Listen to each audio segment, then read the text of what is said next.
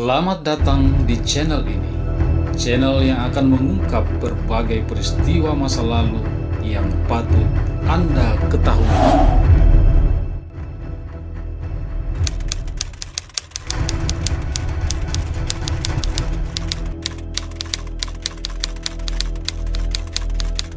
Pemilu 1955 merupakan pemilihan umum pertama yang dilaksanakan secara nasional untuk memilih anggota DPR dan anggota konstituante.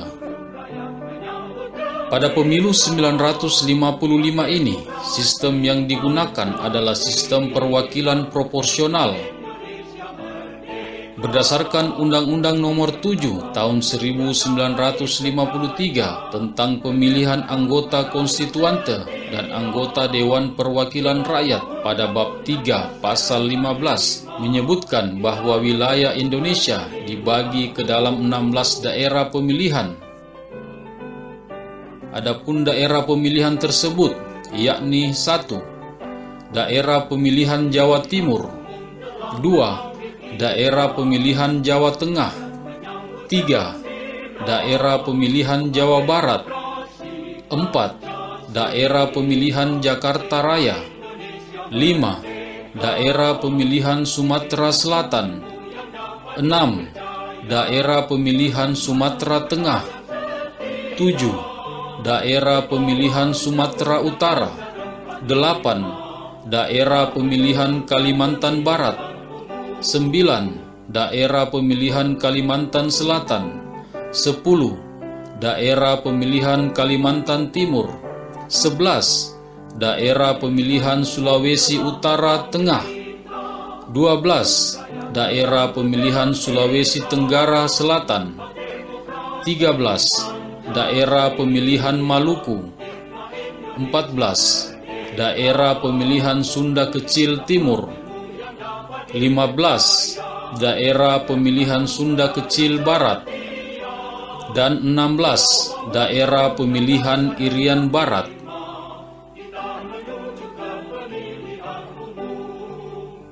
Meskipun terdapat 16 daerah pemilihan, namun Irian Barat tidak dapat melaksanakan pemilihan umum sebab masih berada dalam kekuasaan Belanda.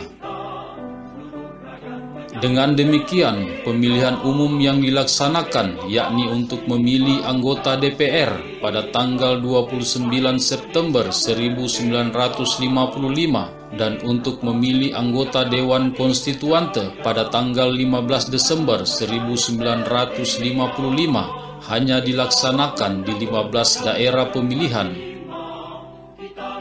Berdasarkan data dari Panitia Pemilihan Indonesia, dalam pemilu 1955 ini memperebutkan sebanyak 520 kursi untuk anggota konstituante dan 260 kursi untuk anggota DPR. Adapun jumlah kursi yang diperebutkan ini didasarkan pada pembagian jumlah penduduk Indonesia yang ketika itu berjumlah sebanyak 77.987.879 jiwa. Pembagian kursi ini termaktub dalam Undang-Undang Nomor 7 Tahun 1953 Pasal 32 tentang pembagian kursi Dewan Konstituante dan Pasal 33 untuk pembagian kursi Dewan Perwakilan Rakyat. Dalam pemilu 1955 ini diikuti oleh peserta yang terdiri dari partai politik, organisasi kemasyarakatan, dan perorangan.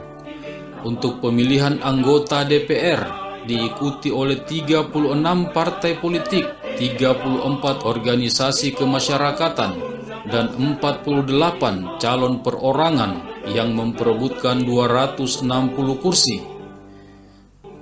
Sedangkan pemilihan anggota Dewan Konstituante diikuti oleh 39 partai politik, 23 organisasi kemasyarakatan, dan 29 perorangan yang memperebutkan 520 kursi Dewan Konstituante dan ditambah 14 wakil golongan minoritas yang diangkat oleh pemerintah.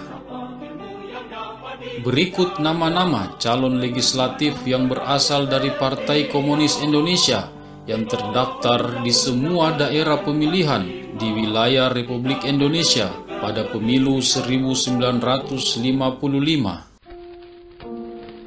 Daerah pemilihan Sumatera Tengah. Untuk daerah pemilihan Sumatera Tengah ini, PKI menempatkan 22 orang kadernya, yakni 1. DN Aidit, 2. Insinyur Sakirman, 3. Baitarudin, 4. Nur Suhud, 5. Anwar Kadir, 6. Mr. Suprapto, 7. Mr. Suhunan Hamzah, 8. Abu Bakar Lembang Alam, 9. Kasim, 10. Maimunah, 11. Abdul Murad, 12. Nyono, 13. Sidik Kertopati, 14. Rahmat, 15. Ainuddin, 16. Adenan, 17. Samsul Bahar, 18. Abdullah Ali Hamid, 19. Richard Painget Rapardi Situmeang, 20. Marjoko, 21. Abu Rahim Rashid, 22. Musin Gelar Mangkudun Sati.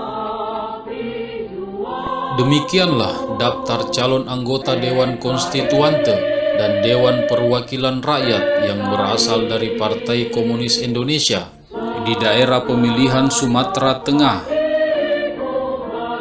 Kendati Partai Komunis Indonesia menjadi pemenang keempat pada pemilihan umum 1955, namun pemilu ini merupakan pemilu pertama dan sekaligus pemilu terakhir yang diikuti oleh PKI. Hal ini disebabkan karena PKI dianggap menjadi dalang dari gerakan 30 September 1965.